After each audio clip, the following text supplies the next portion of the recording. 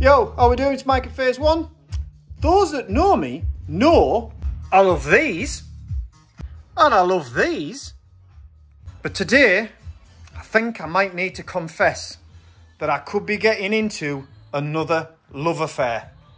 Yep, I'm usually a pretty faithful kind of guy, but the temptation is strong with this one.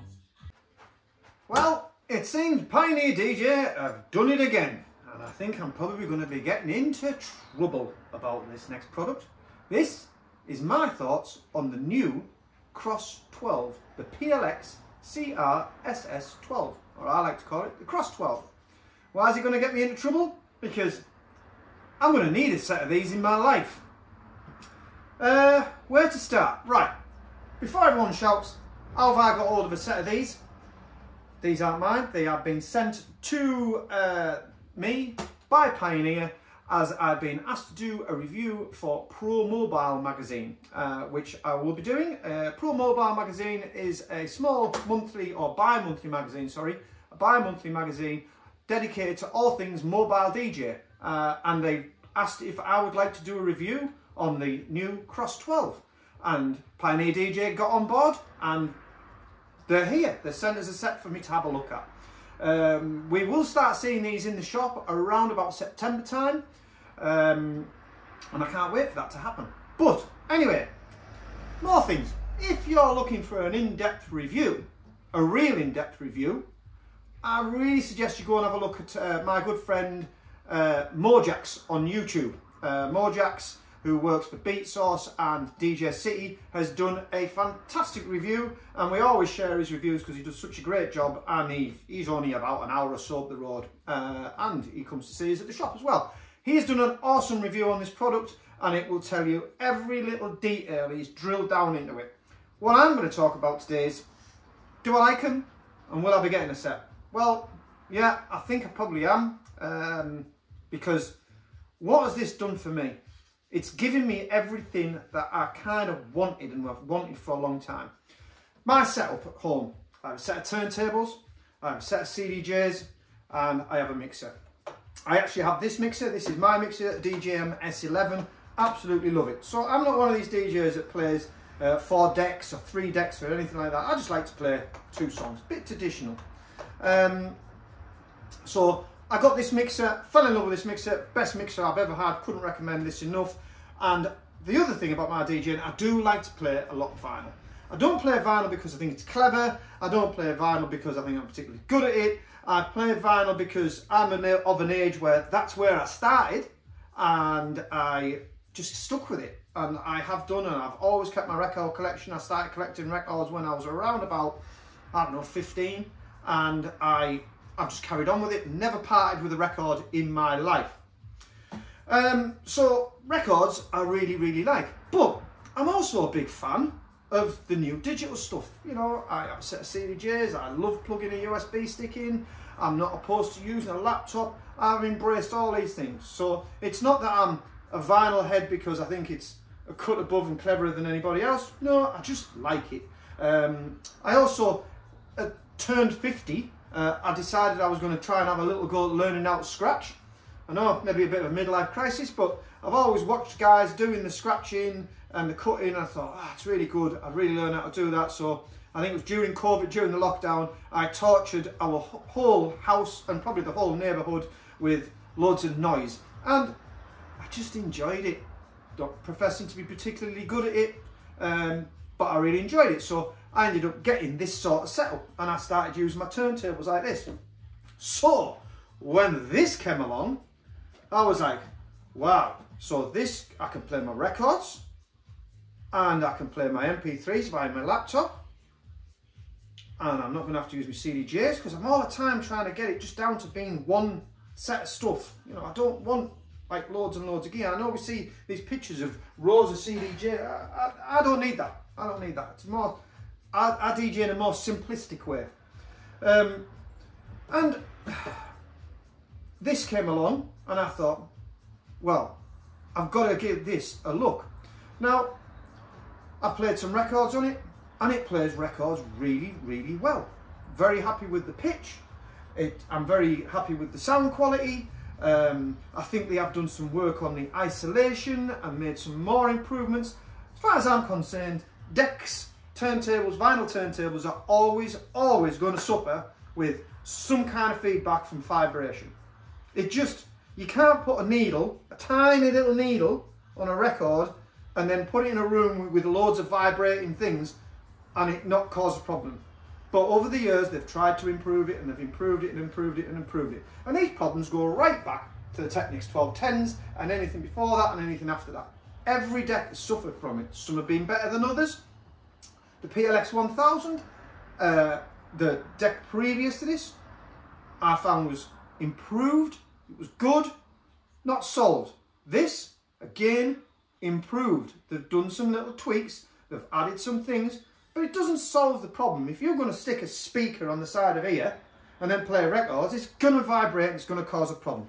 But that just goes with the territory of playing records. And anybody that's set up vinyl turntables will know this. And some places to set up are better than others. Concrete floors, great. Wooden floors with bass bins on, nightmare. Anyway, so I think they have done some slight improvements on that. When I had this at my studio at home, it just seemed a bit better. So brilliant, 10 out of 10 for anything that improves feedback vibration for me is just a winner. Pitch, absolutely sublime, no problems there at all. PLX-1000 was a great turntable to be made a mix on, so I've got no problems there at all. These turntables very much are laid out to be in this position. You could put them the other way around, but all the graphics, all the words, everything is facing this way. Suits me down to the ground because I've been having a bit of a mess around, wanting to scratch and things like that, and I've got really used to this layout and I really like it. Let's get on to the digital things. This is the bit that blew me mind. Right, I can play my tracks off my laptop without having to put a needle on the record to use timecode. I didn't like timecode. I've never enjoyed playing DJing using timecode. I know there'll be people screaming at me. I don't like the tone and the noise it makes. I just don't like it. Never have enjoyed playing timecode. This is why I've always had vinyl decks and a set of CDJs. You're all saying, well, you could be using phase, Mike. You could be using phase. Phase, you know, I've got phase. I think it's brilliant, and it works really well.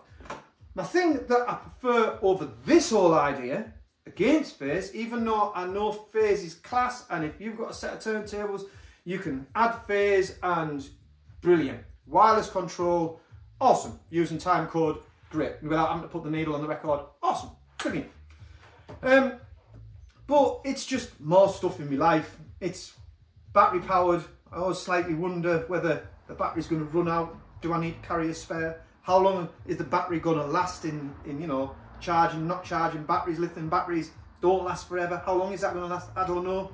I don't think people have been suffering from problems, but you know, great product, and certainly better than having to use timecode vinyl with a needle on, 100%.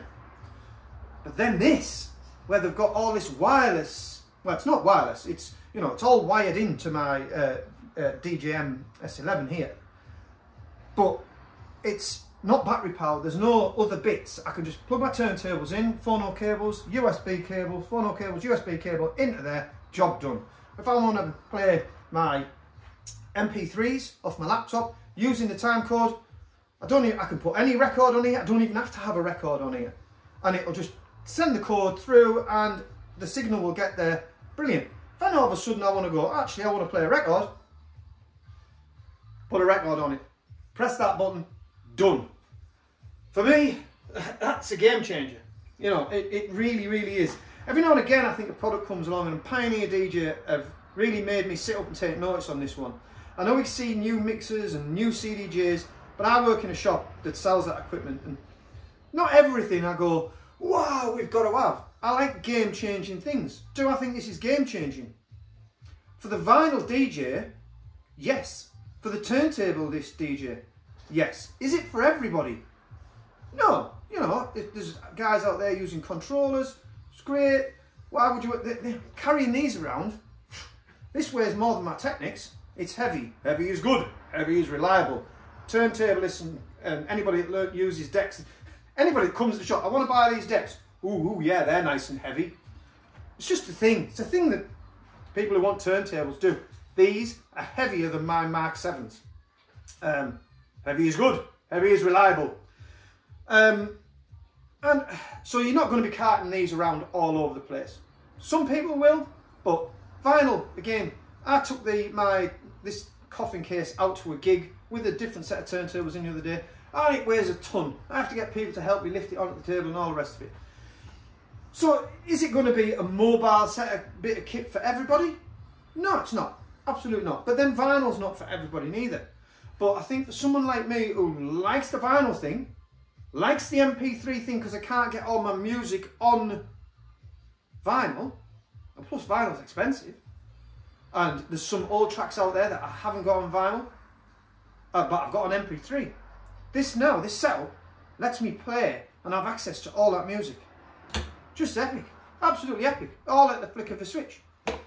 Other things that I think are really cool and I didn't think I'd get away with, right? This thing, the Magvel clamp. What's that all about? Right, well, this has not got a traditional spindle on the top. It's slightly different. People who have looked at it have gone, yeah, it's different, that.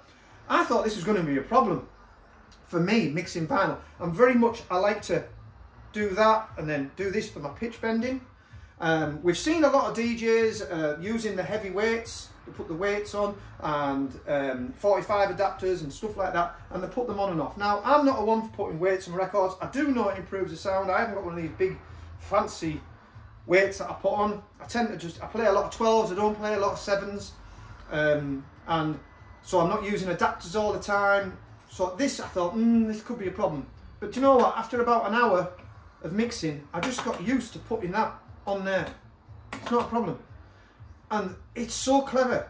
Every now and again, Pioneer DJ just makes something that I go, that's really clever. Someone's done a real number on that. The last thing that really impressed me was the colour effects lock on the DJM A9. How you can lock that in the middle. Witchcraft how that works. I don't know how that works. I'd love to take one to bits to find out. This is another one of them things. It just works. It's magnetic. There's a magnetic plate in here. And it just clamps to it, job done. If I want to have it nice and light, I just turn it like that. It becomes really, really light. If I want it heavy, turn it down like that. Great. Great for when I'm wanting to do my scratching using the time code and all the rest of it. Playing vinyl, adding this. Great, because it's clamping it down onto the turntable, which is the same effect as putting them big heavy weights on, which improves our sound again. Awesome. Did I have a problem pitch bending, you know, when I was mixing my vinyl? No, it was different. It's not quite like holding the spindle, but it's not a problem. I can get away with it to the point, you know, can I use this? Can I mix with this? Absolutely, definitely. I have no issues with that centerpiece. I've even tried some 45 adapters on it with some 45 dinked records. Again, no problem. It just sat on there, no problem. It's different. You know, what this turntable has done is change a few things and change a few rules. And along with that, you're going to have to change the way you DJ. I've never really put things like that on before. But now that I have, and I've had a go with it, awesome. You know, this is a deck that's got 1 foot in the past, it's a traditional vinyl player, and 1 foot in the future. And if you're going to go into the future, you've got to change a couple of things. But what they haven't done is completely reinvented the wheel. I just wanted to share my thoughts on that. It's got loads and loads of it. Like I say, if you want to have a look at an in-depth review of all its features, I couldn't recommend more that you go and have a look at my friend Mojax's video. Awesome. Will I be getting a set of these? I hope so. Will there be some bits of equipment going on eBay or getting sold second hand? Probably. Am I going to get into trouble about it? Mrs. Mike might have something to say about it, but I'm sure our love will survive, just as my love for this will as well. Mike at Phase 1, Cross 12, Pioneer DJ. Nailed that one again. Nailed it.